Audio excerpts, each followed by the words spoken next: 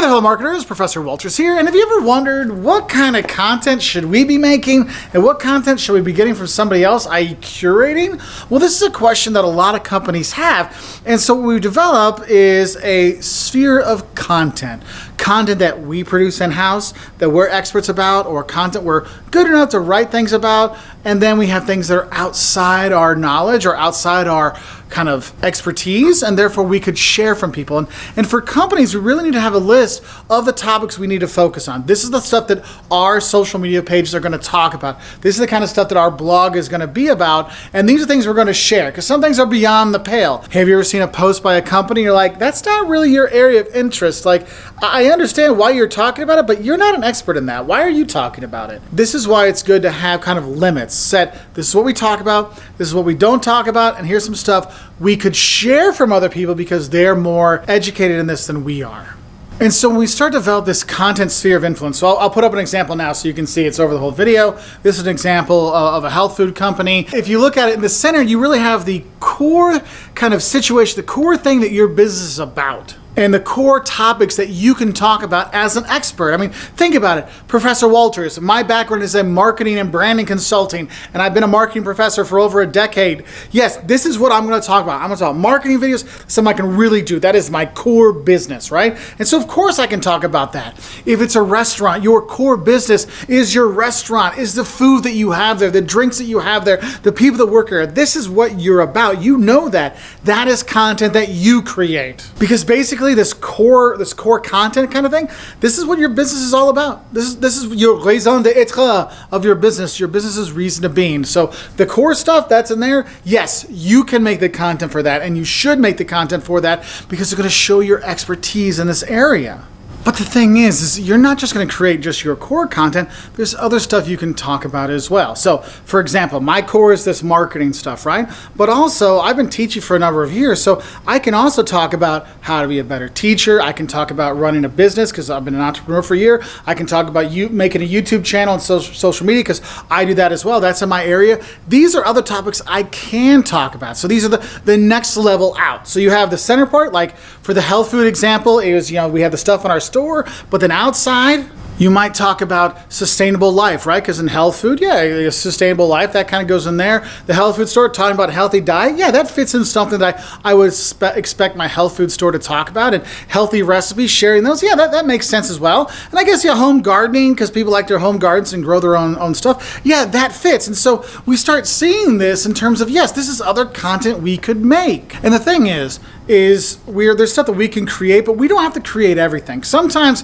we can just share content. You have this peripheral edge, this outside rim of topics that we can share that are of interest to our clients. The thing is, it has to relate. For our health food store, yeah, nature parks nearby and walking and community events, like this kind of fits in with the health food. That makes sense. It links in. This is why when companies share posts and talk about topics that are so different from what they do, people go, huh? Why are they talking about that? Look, you want to really lay out what peripheral topics, what are the other topics you're going to share from other sources. And that's why you really kind of need to come up with a curation strategy where you really look at is these are the topics we're going to curate from as well. So for example, for me, what else will I share on Twitter? What other videos would I share on YouTube or Facebook? Okay, well, if it's for Professor Wolters, yes. If it's about, looking for new jobs or other job offerings, I'll share that because that helps my students out, right? Because that's what goes there. Now, am I going to share things about, country gardening? No, because we talk about business. No, I'm not going to do that. And so you start looking at the ton of topics you're going to share from other people, but also in your content strategy, you're going to look at who am I going to share from? Because the thing is, you got to look at is, look, do I need to type out the Dow closed at 200,000 today? No.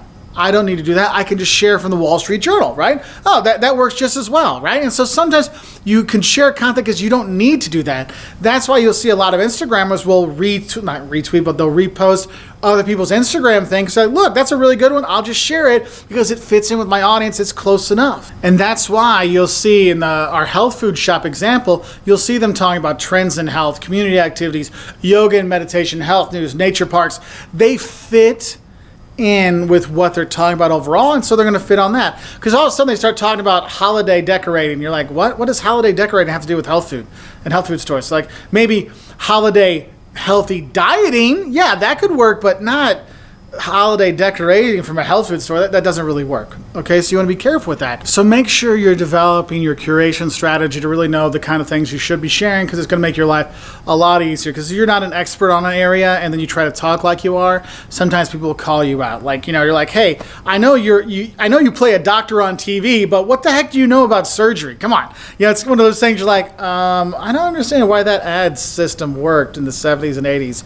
I don't play I'm not a doctor, but I play one on TV, and you should trust this aspirin or this whatever. Maybe not. Okay, maybe it's better to have a real doctor come on, right? And that's why you see people doing this as an actual client, this is an actual person, because then it has more impact. You're like, okay, that person knows what they're talking about, whereas you might not. All right, so if you're looking at these things, just remember you've got your core of your business that you talk about. That's what you're going to be doing, that you will write about. Then you have other stuff that you know well enough that you can do on your own, right? You can write about those things for that content. And then you have this peripheral, this outside circle kind of stuff that you will use in order to, know what to share from other people, to give more content to share with your followers so they have more reason to come back. Okay, so I hope this helps you understand a bit better how you can come up with different content in terms of determining what content you should produce and what content you should be sharing from others. And the thing is, if you're looking to make content or for your business, you might see that, look, this peripheral stuff isn't stuff we're experts at. Maybe that's where you hire a third party to do it for you. So it's just something to kind of think about. Anyway, I wish you all the best. Bye.